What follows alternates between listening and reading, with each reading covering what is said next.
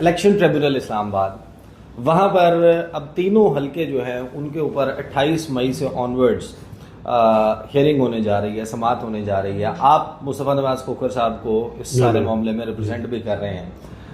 Form 45 आपने देखे हैं? जी बिल्कुल। क्या है उन फॉर्म 45? उन फॉर्म 45 में जो मैंडेट है इस्लामाबाद के लोगों का वो है, और जहाँ तक उन फॉर्म 45 को जो हम प्रेजेंट भी करने जा रहे हैं, अदालत का हुक्म है, हम साथ भी लगाएंगे, तो उसके जो रिजल्ट्स हैं वो पीटीआई बैक्ड कैंडिडेट्स को फेवर भी करते हैं। देखिए उसमें ये है कि ना सिर्फ मुस्तफ़ा खोखर साहब जो मेरे क्लाइंट हैं उनके पास, बल्कि जो हारने वाले उम्मीदवारान हैं 4, 5, 7 जो भी हैं, उनके पास जो फॉर्म 45 है वो और हैं, और जीतने वाले साहब का वाहिद फॉर्म 45 डिफरेंट है। अच्छा। अब ये एक मुअम्मा है जिसको अदालत में हल करना है, और इलेक्शन कमीशन जो है, मैं समझता हूँ कि आर्टिकल 218(3) के तहत एक फ्री जस्ट ऑनेस्ट इलेक्शन कराने में बुरी तरह से फेल हुआ है, अपनी आइनी जिम्मेदारी अदा करने में बिल्कुल वो नाकाम रहे हैं, और वो इस चीज़ को नहीं समझ पा रहे कि जिस तरह का इलेक्शन 2024 में हुआ है, इससे वर्स्ट इलेक्शन अगर आप कुछ कह सकते हैं तो वो 71 से पहले होने वाला इलेक्शन था। वरना मैं समझता हूँ कि it is marred by illegal and corrupt practices. Illegalities इतनी ज़्यादा हैं कि आपको ज़्यादा तवज्जो भी नहीं, आप फाइल खोलें तो आपको सामने नज़र आ जाता है कि 110 को 1110 किया हुआ है। सही। आपने फॉर्म 45 देखे हैं, आप कह रहे हैं 3, 4, 5, 6 कैंडिडेट्स के फॉर्म 45 देखे हैं, खोखर साहब के आपने देखे हैं, अली बुखारी के, शोएब शाहीन के, इन सब के आपने फॉर्म 45 देखे हैं, और आप पुर यकीन है इस बात पर कि वो जो form 45 for that matter Anjum वकील साहब के पास हैं, या डॉक्टर तारिक फजल चौधरी साहब के पास हैं, या राजा खुरम के पास हैं, वो फोर्ज्ड हैं? उन्होंने आज तक फॉर्म 45 दिए ही नहीं। इलेक्शन कमीशन में भी जब ये पिटीशंस आई थी, लेकिन वो जो ब्रीफली 6 मार्च को अपलोड किए गए थे वेबसाइट पे इलेक्शन कमीशन की, वो मैं अर्ज़ करता हूँ ना जी, मैं आपको ज़रा इसकी इंटरेस्टिंग तफसील देता हूँ। जब अली बुखारी साहब की तरफ से पिटीशन फाइल हुई थी और शोएब शाहीन साहब की तरफ से, तो फॉर्म 45 साथ लगा दिया गया था। सही। साथ लगा के जो उनकी ओरिजिनल कॉपीज़ थी वो तो उनके पास थी, और उनके ओरिजिनल कहा जी कि जब आप एविडेंस लेंगे तो हम आपको प्रेजेंट कर देंगे। इलेक्शन कमीशन वो इनको नोटिस हुए, ये सारे वहाँ पर रिप्रेजेंट हुए, इन्होंने उसके मुकाबले में अपना कोई फॉर्म 45 नहीं दिया। इनके पास थे ही नहीं, या जो थे वो देना नहीं चाहते होंगे। प्रिजम्पशन यही ड्रॉ की जा सकती है ना, जब आपके पास अगर कोई चीज़ है, ज़ाहिर आपके भी एजेंट्स ने लिए हैं, तो बाकी जो साहिबान थे वो अपने फॉर्म 45 उन्होंने प्रेजेंट किए कि ये देखिए ये फॉर्म 45। अच्छा, इसमें इलेक्शन कमीशन का भी एक अजीबोगरीब तो नहीं, खैर वो अंडरस्टूड है कि वो क्या कर रहे हैं, कि उन्होंने ये किया कि अब जैसे मलिक तैमूर है, यूसुफ रज़ा गलानी साहब के मुकाबले में वो पहले 450 वोटों से हारे। उनकी रिकाउंटिंग की एप्लीकेशन जो है वो लोगों की तो 150 से हुआ, तो वो फिर रोक दी गई, आर ओ ने उसमें गड़बड़ की, तो वो आए, उस बेचारी की पिटीशन नहीं सुनी, वो ट्रिब्यूनल पे भेज दिया। और जो हज़ारों वोटों से हारे हुए थे नून लीग से, कुछ हल्के खोले गए, रिकाउंट में उनको जिताया गया। वो फिर लाहौर हाई कोर्ट ने सुप्रीम कोर्ट के फैसलों की रोशनी में उन्होंने कहा कि आप ये, अच्छा, उन लोगों को डी नोटिफाई किया गया ईसा जो कि हलफ उठा लिया, स्पीकर, डिप्टी स्पीकर, प्रेसिडेंट के इलेक्शनों में वोट डाल दिए, और सेनेट के इलेक्शंस में उनको डी नोटिफाई करके कुछ ये किया। तो बहरहाल उससे आई थिंक फ़र्क तो नहीं पड़ना था। तो इस तरह की जो ये गेम्स है ना, ये जो गेम्स खेली जाती हैं, ये बड़ी ऑब्वियस होती है। तो अदालत इस पे एक्सट्रीम अगर स्टेप की बात करें कि अगर उन्होंने कहा, जिस तरह हमने अदालत में देखा, ये कहा कि कुरान पे हल्फ होगा, फॉरेंसिक होगा, जिस जो तेवर नजर आ रहे थे, what is the extreme step that जो अदालत कह सकती है? जरूरत ही नहीं है, जो कानून के मुताबिक स्टेप्स हैं वो लेंगे तो नहीं। जिसने अगर फॉर्जरी की हो, क्या उसको जेल भी भेजा जा सकता है? जेल भेजा जाएगा। वो सारे लोग जो शामिल हैं वो उनके तो करियर तबाह हो जाएंगे, चाहे वो इलेक्शन कमीशन और पाकिस्तान के ऊपर तो फिर रेफरेंस भेजेंगे। देखिए, अगर आपके ऑफिसर्स जो इलेक्शन कमीशन के मातहत थे ना, इस मुल्क में एक और बड़ी रिटर्निंग ऑफिसर जो है वो इलेक्शन कमीशन के मातहत होते हैं ना, कानून के मुताबिक। देखिए, 2 दफ़ा जो है ना इसको मौका मिला पाकिस्तान की ब्यूरोक्रेसी को इलेक्शन कराने का, 77 में और अभी 2000, दोनों बार इन्होंने ये साबित किया कि ये पाकिस्तान के साथ बिल्कुल वफादार नहीं है। एक्सेप्शंस हैं, मैं ये नहीं कह रहा कि बिल्कुल ऐसे हैं, लेकिन जिस किस्म के पोल्यूटेड धांधली ज़्यादा इलेक्शंस कराए गए, देखिए इसे ये मुल्क है ना हमारा, ये हमारा घर है। अगर हम इससे सिंसियर नहीं होंगे, हमारे ब्यूरोक्रेट्स क्यों नहीं ठीक कर सकते, सिर्फ जज क्यों कर सकते हैं? ये ब्यूरोक्रेट्स की जिम्मेदारी नहीं, क्या पाकिस्तानी नहीं है? उनके बच्चे अगर किसी के कितने को बाहर होंगे, मरना भी इधर है, जीना भी इधर, पैदा भी इधर हुए हैं, मरेंगे भी इधर, बुजुर्ग भी इधर थे। तो ये चीज़ जो अपने घर से, अपनी मिट्टी से जो वफादार ना हो, तो उसको सजा नहीं मिलनी चाहिए। आप देखिए, आप इलेक्शन मैंडेट जो होता है, ये तो अल्लाह ताला का हुक्म है, अल्लाह ताला मखलूक के थ्रू बोलता है।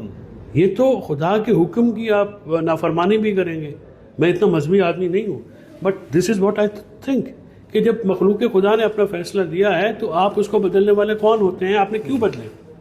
लालच के तहत बदले, दबाव के तहत बदले, जिसकी तरह भी बदले, और ये ऑब्वियस है।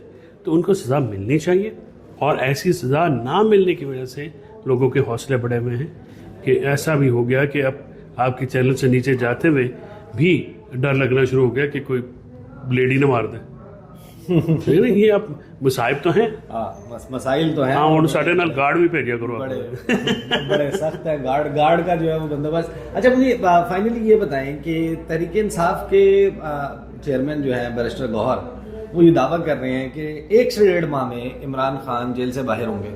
जो केसेस की नौयत है, आप जिस लेवल के ऊपर उसको देख रहे हैं, आप साइफर वाला मामला है वो रह गया, अगर वहाँ और इद्दत वाला, ये 2 फारिग हो जाते हैं तो इमरान खान तो बाहर आ जाएंगे।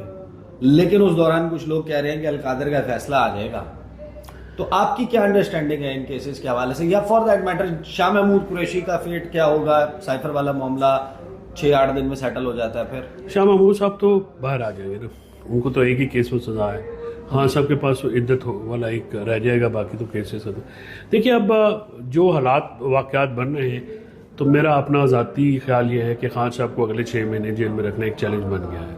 अदालतों ने जो है रिलीफ देना शुरू कर दिया है, और वो समझते हैं, और जिस तरह से ट्रायल चलाया गया, आपको भी पता, आपको मेरे से ज़्यादा पता गया, रात को 2-2 बजे तक अदालत लगा के जिस तरह से अपना ट्रायल के फैसले के अब्सर्ड किस्म के, और फिर लोगों की 1400 साल में तारीख में ऐसे फजूल मुकदमे नहीं होते कि हमने चार दीवारी का जो एक तकद्दुस था, ये पहले भी माशाल्लाह लगते थे। ये सब माशाल्लाह के दौर में भी लोगों की चार दीवारी की इस तरह से बरहमती नहीं की गई जिस तरह से इस दौर में हुई है, और लोग नहीं भूलते, लोग इस चीज़ को याद रखते हैं। आपने अपने सियासी मुखालफिन की औरतों के ऊपर इद्दत जैसा घटिया केस किया। देखिए, वो गैर सियासी शख्सियत थे बुशरा बीबी, आपने उनको और इमरान खान साहब को अपनी बस खफत मिटाने के लिए, और खफत मिट नहीं रही, तो आप जो हैं वो एंड ही नहीं हो पा रहा कुछ चीज़ का।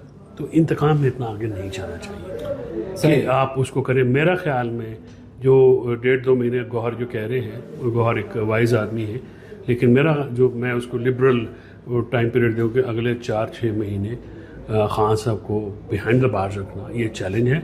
मेरा नहीं ख्याल कि उनको रखा जा सकता है। जो उनके केसेस हैं वो बिल्कुल ही ऐसी रेत की दीवारें हैं कि जब भी वो किसी फेयर इंडिपेंडेंट कोर्ट में जिस दिन गया वो फारिग हो जाएगा। रेत का घरोंदा टूटने वाला है, रेत का घरोंदा बह जाएगा जिस दिन इंसाफ की लहर आई, हर चीज़ उड़ जाएगी। सही। अब मैं अगर फाइनली कह चुका था, लेकिन मैं एक सवाल ज़रूर मज़ीद जो है वो करना चाहता हूँ। ये जो चेंज ऑफ हार्ट है, राना सनाउल्लाह साहब की मैं गुफ्तगू सुन रहा था, उसके हवाले से मैंने ब्रीफली कमेंट भी किया अपने एक वीडियो में, लेकिन आपकी अंडरस्टैंडिंग क्या है कि राना सनाउल्लाह, वो 2 बातें उनके हवाले से पूछनी है। एक तो 6 जजेस के ख़त के मामले पर वो आउट ऑफ कोर्ट सेटलमेंट की बात कर रहे हैं। वो कह रहे हैं कि माजी में गलतियां सियासतदानों ने भी की, एजेंसी के लोगों ने भी की, जजेस ने भी की। अब ये नहीं हो सकता। फिर उन्होंने रेफरेंस दिया कि मियाँ साहब को सज़ा सुना दी थी, जुल्फ़िकार अली भुट्टो को सज़ा सुना दी थी, वगैरह वगैरह, और कहते हैं सियासतदानों ने भी गलतियाँ की और इदारों ने भी गलतियाँ की हैं। तो ये जो 6 जजेस ने ख़त लिखा है, इसमें ये नहीं हो सकता कि आप उनको अब इंसाफ के कटहरे में खड़ा कर दें।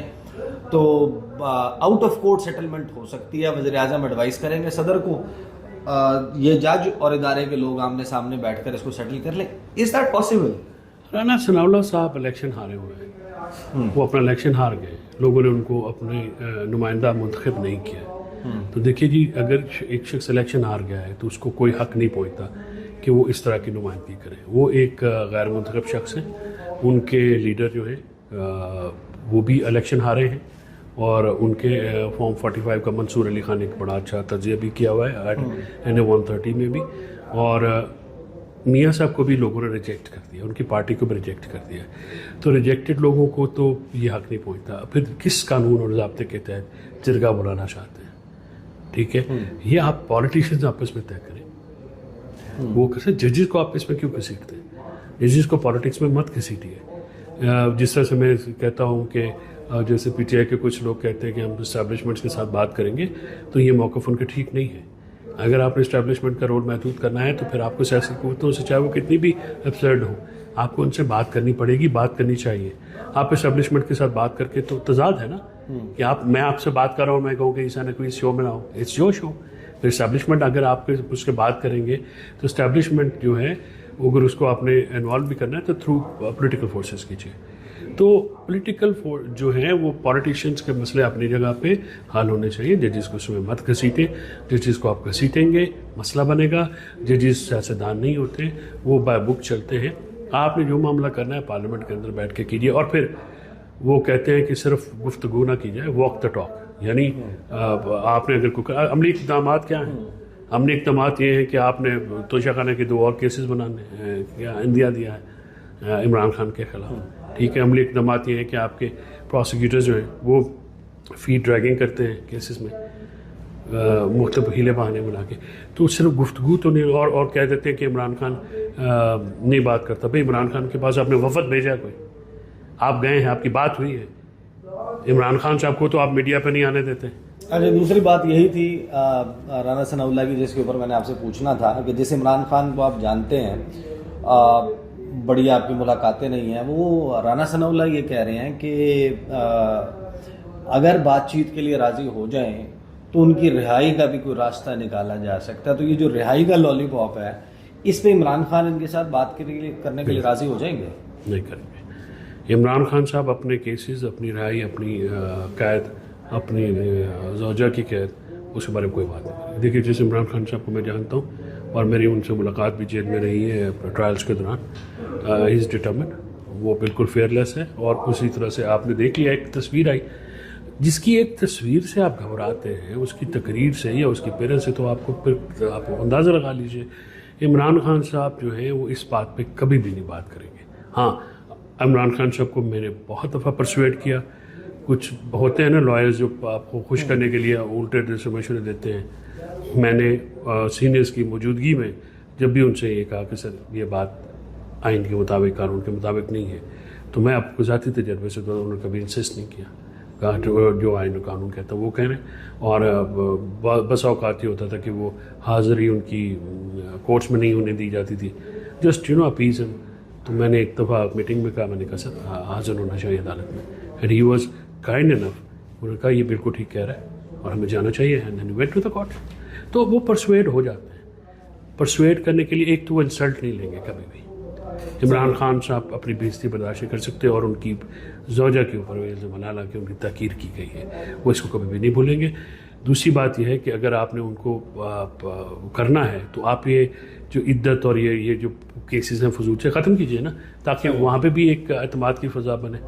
ठीक है, और उनकी जो ख़ासकर उनकी जो बेगम साहबा हैं, उनके ऊपर ये केस बड़ा गलत है। अलकादर में मेरे इलाके में बना है वो अलकादर ट्रस्ट।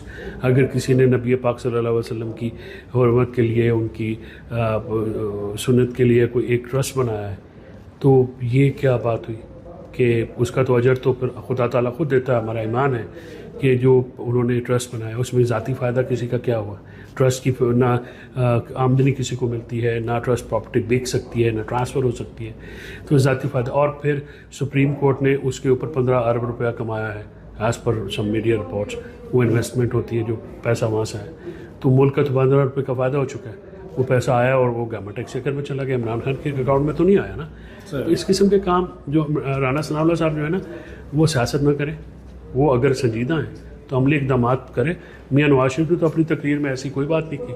सही, बहुत बहुत शुक्रिया। फैसल चौधरी साहब हमारे साथ मौजूद थे। पाकिस्तान का सियासी मंजरनामा, अदालती मंजरनामा बड़े ट्विस्ट एंड टर्न्स ले रहा है और दूसरी तरफ जो मुआशी मंजरनामा है उसकी गंभीरता बढ़ती जा रही है क्योंकि सियासी अदम इस्तेहकाम को एड्रेस नहीं किया जा रहा। 28 मई से ऑनवर्ड जस्टिस तारिक महमूद जहांगीरी साहब का जो ट्रिब्यूनल है वो जब इस्लामाबाद के हलकों को पर फैसला देगा और अगर एक फैसला भी फॉर्म 45 की बुनियाद पर आ गया तो फिर ये समझ से बालातर है कि उस टाइम बॉम्ब के फटने की सूरत में शहबाज सरकार कैसे चल पाएगी, कैसे फिर मजीद जो हलके हैं वहाँ के फॉर्म 45 उनके ऊपर क्वेश्चन और उनके मुताबिक फैसलों की डिमांड नहीं बढ़ेगी। अब तक के लिए इतना ही, इजाज़त दीजिए। अल्लाह हाफिज़।